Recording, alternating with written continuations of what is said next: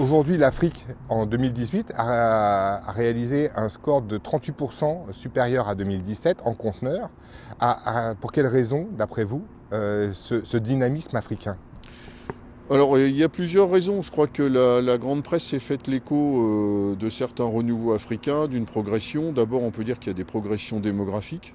Et ensuite, on peut dire que sur ce pays, sur ce continent, il y a des locomotives. Alors, je pense que vous entendez l'ensemble du continent africain. Vous avez par exemple sur le Maghreb, clairement le Maroc qui s'affirme désormais comme une grande puissance, qui prend même un certain nombre de parts de marché, notamment aux pays européens. Vous avez sur la côte occidentale d'Afrique, qui est un petit peu le cœur de métier d'Aropa, de Nouakchott à Luanda, des locomotives. Nous revenons du Sénégal, qui est actuellement notre première destination. Juste devant la Côte d'Ivoire et le Cameroun, ça ce sont des pays qui sont actuellement véritablement des phares de leur région et qui assurent un développement qui commence à être équilibré, je veux dire en import et en export. Voilà. Alors sur le reste, on a aussi l'Afrique de l'Est et l'Afrique francophone, l'Afrique anglophone, excusez-moi, qui elle connaît un essor économique important avec un esprit d'entreprise, un dynamisme, etc. Sans oublier bien entendu des régions comme l'Afrique du Sud. Voilà. Mais l'Afrique a clairement actuellement pris un essor, et ceci dans les deux sens, ce qui est extrêmement intéressant, et nous on est très attachés à l'équilibre des trafics.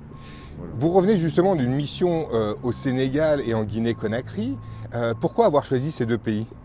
Alors justement, la réponse est dans mes propos précédents, c'est-à-dire le Sénégal, c'est le pays qui est en tête de notre action pour le moment, puisque c'est celui qui réalise les meilleurs scores sur Aropa, mais également on a une dynamique avec le port autonome de Dakar, on est partenaire, on a signé des accords en 2017, ces accords prévoient des actions annuelles, et là en l'occurrence l'action que nous faisons est extrêmement intéressante parce que nous sommes en train de valoriser les exportations des pays qui sont des producteurs de fruits et légumes qui sont dans la boucle du fleuve Sénégal. Et c'est extrêmement intéressant parce qu'on a commencé il y a 2 ans à faire un premier déplacement à Saint-Louis du Sénégal où on avait 50 personnes à l'époque qui étaient intéressées par notre offre logistique et notre accompagnement. Et cette année, on a pu dialoguer avec 100 personnes différentes, dont notamment les associations de producteurs, maraîchères, horticoles, fruitières, etc. Et désormais, dans nos supermarchés, clairement ici à Rouen, au Havre, dans toute la Normandie et je pense en région parisienne, on commence à voir par exemple des melons du Sénégal, on a pu en consommer en février, des tomates cerises du Sénégal, il y a aussi des mangues qui viennent de Casamance, etc. etc. Mais ces produits-là étaient absents il y a encore 2 ans. Alors c'est extrêmement encourageant parce que maintenant on a une logistique qui permet, après passage à Dakar, d'avoir ces fruits et légumes en contre-saison. Donc ça, c'est une première analyse. Ensuite, on a dialogué avec les gens du port de Dakar. On va aussi s'intéresser à la pêche. Donc ça, c'est pour le Sénégal, bien sûr. Ça, c'est une success story actuelle et on fait tout pour la développer.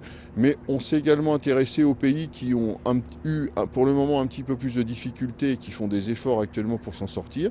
Et c'est le cas de la Guinée-Conakry, puisque c'était un pays qui était pour l'instant en retard dans les échanges depuis une vingtaine d'années. C'est un pays qui a énormément souffert de la baisse du prix des matières premières à l'horizon 2015, hein, oui, au début de 2015 exactement, quand les cours sont effondrés. Parce qu'on parle toujours des prix du pétrole, mais la matière première qui s'est effondrée le plus, c'est le minerai de fer et la bauxite, et ce sont les spécialités de ce pays-là. Donc il y a beaucoup de projets, notamment des projets miniers qui ont été gelés, mais nous justement, on est venu à la rencontre